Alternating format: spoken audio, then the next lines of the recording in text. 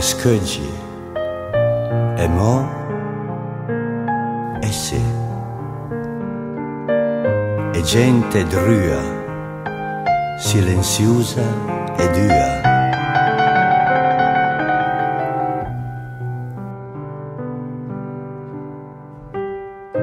E borche e remme,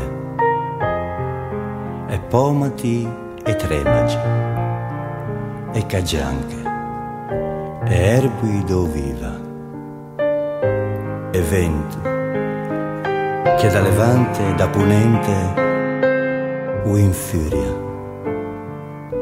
Oh, Meligue.